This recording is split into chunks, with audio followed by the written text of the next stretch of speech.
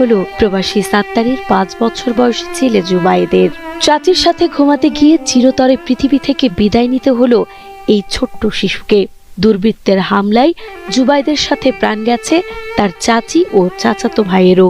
সকালে আনুমানিক 8টার পর যখন তারা শুয়েছিল, যথাসময় প্রতিদিন যখন ঘুম থেকে উঠে সেই সময় না ওঠার কারণে পারিপার্শ্বিকরা আসে দেখতে।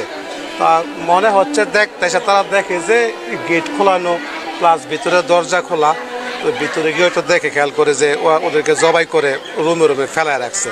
পারিবারিক সূত্রে জানা যায়, গতরাতে নিহত চাচি সুখী আক্তারের সঙ্গে তাদের বাড়িতে ঘুমানোর জন্য বায়না ধরে জুবায়েদ। মা তাকে বাধা দিলেও সে কথা শোনেনি। অবশেষে চাচাতো ভাই হোসাইন ও চাচি সুখী আক্তারের সঙ্গেই তাদের বাড়িতে যায় সে।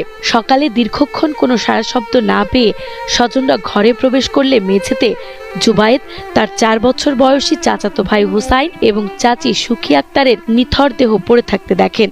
আমি আসলে দাদা শিখো গো সুমার মা আমার ফুটে দিয়ে বিছনাতে বলে করিল আপনি দেখছেন না এন্দা কইয়া যাইতেছেন দা চালে ঘুরে মাইরা লাগছে চালে হুমুল লইব করতে তো গিয়া ফুইদা চাইছে জুবায়েদ রে আব্বু তুমি তো পড়ে গেছো গা উঠো সাইদি জালের ফুটে জব করে দিয়া লাগছে শিক্ষার তো আমি বারুইয়া আমি কই ইয়া গায় না তোমরা জালের ফুটে দি মাইরা লাগছে আমার ফুটো দেই করছলা আমার ফুটে নি মাইরা লাগছে জালে জুবায়েদের মতো সুখী এবং হোসাইনও ছিল প্রবাসীর স্ত্রী ও সন্তান।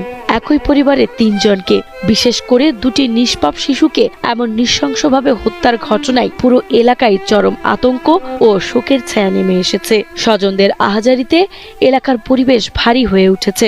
স্থানীয়রা এই নির্মম ঘটনায় দ্রুত অপরাধীদের শনাক্ত করে দৃষ্টান্তমূলক শাস্তির দাবি জানিয়েছেন। সরকার কাছে আবেদন, সুষ্ঠু বিচার চাই, এর জন্য ভালো শাস্তি হয়। এটার মানে উচ্চতর যত ভাবে বিচার করা যায়, ফাঁসি, ঠিক আছে, তাকে ভালোভাবে শাস্তি দিতে হবে, ঠিক আছে। আমার খবর পেয়ে পুলিশ ও আইন শৃঙ্খলা রক্ষাকারী বাহিনীর সদস্যরা দ্রুত ঘটনাস্থলে পৌঁছে পরিস্থিতি নিয়ন্ত্রণে আনেন। পুলিশ জানিয়েছে, মৃতদেহগুলো উদ্ধার করা হয়েছে এবং ঘটনার রহস্য উদ্ঘাটনের তদন্ত শুরু হয়েছে। একজন প্রবাসী স্ত্রী এবং তার ছেলে এবং প্রবাসী স্ত্রীর যার ছেলে এখানে গলা কেটে হত্যা করা হয়েছে। আমরা আসছি এ বিষয়ে, আমাদের সিআইডি কুমিল্লা এবং পিবিআই কুমিল্লা টিম আসতেছেন, আমাদের সিটি অফিসার আসতেছেন। আমরা এই বিষয়ে তদন্ত করতেছি এবং 2টা টিম